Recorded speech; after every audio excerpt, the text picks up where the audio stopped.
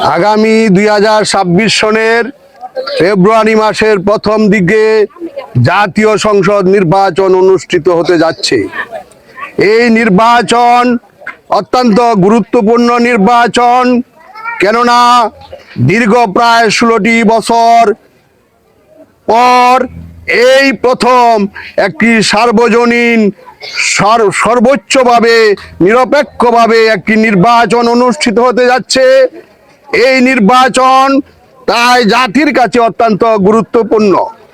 এই নির্বাচনে নির্বাচিত হয়ে আসবে যারা, তাদের উপর জাতির দায়িত্ব ও কর্তব্য অনেক বেশি থাকবে। আমি পাষাণী জনশক্তি পার্টির প্রেসিডিয়াম সদস্য এবং গণতন্ত্র মঞ্চের অন্যতম নেতা।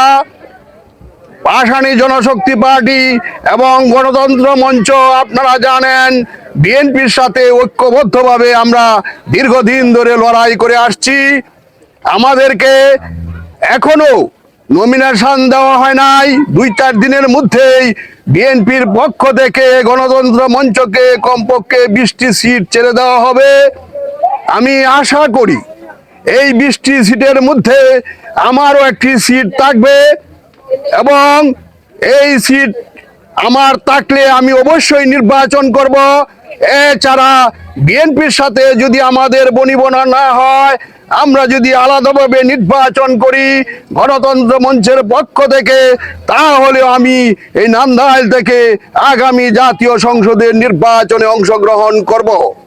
কেননা নান্দাইল, পশ্চিম নান্দাইল, পূর্ব নান্দাইল, দক্ষিণ নান্দাইল, উত্তর নান্দাইল, এই পূর্ব নান্দাইল, পশ্চিম নান্দাইল, দক্ষিণ নান্দাইলের বিভিন্ন 54 বছরে কোনো উন্নয়ন হয় নাই।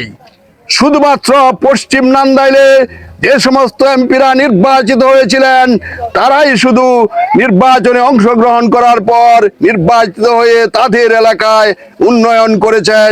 আমাদের এলাকার কোনো উন্নয়নের ছোঁয়া লাগে নাই।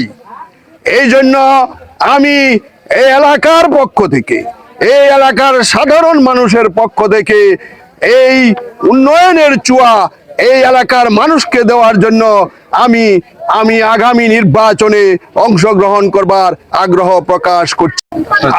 আমি আশা করি। ধন্যবাদ সবাইকে।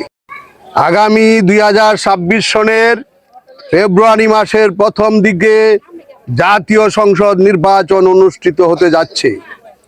এই নির্বাচন অত্যন্ত গুরুত্বপূর্ণ নির্বাচন, কেননা দীর্ঘ প্রায় 16টি বছর পর এই প্রথম একটি সার্বজনীন সর্বোচ্চভাবে নিরপেক্ষভাবে একটি নির্বাচন অনুষ্ঠিত হতে যাচ্ছে।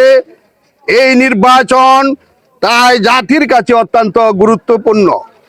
এই নির্বাচনে নির্বাচিত হয়ে আসবে যারা, তাদের উপর জাতির দায়িত্ব ও কর্তব্য অনেক বেশি থাকবে।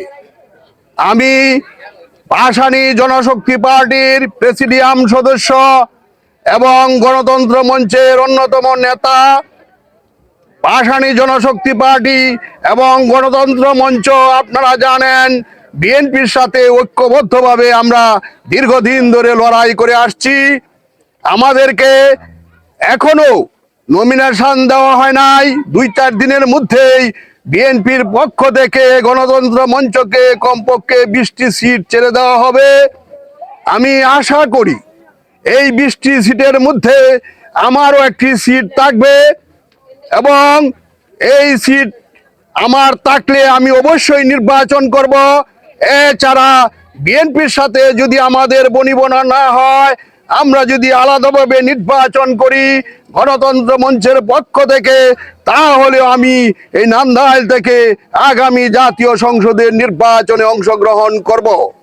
কেননা নান্দাইল, পশ্চিম নান্দাইল, পূর্ব নান্দাইল, দক্ষিণ নান্দাইল, উত্তর নান্দাইল, এই পূর্ব নান্দাইল, পশ্চিম নান্দাইল, দক্ষিণ নান্দাইলের বিভিন্ন 54 বছরে কোনো উন্নয়ন হয় নাই।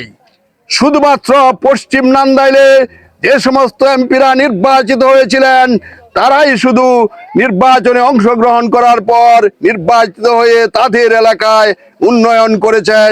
আমাদের এলাকার কোনো উন্নয়নের ছোঁয়া লাগে নাই। এই জন্য আমি এই এলাকার পক্ষ থেকে, এই এলাকার সাধারণ মানুষের পক্ষ থেকে এই উন্নয়নের ছোঁয়া এই এলাকার মানুষকে দেওয়ার জন্য আমি আগামী নির্বাচনে অংশগ্রহণ করবার আগ্রহ প্রকাশ করছি। আমি আশা করি। ধন্যবাদ সবাইকে।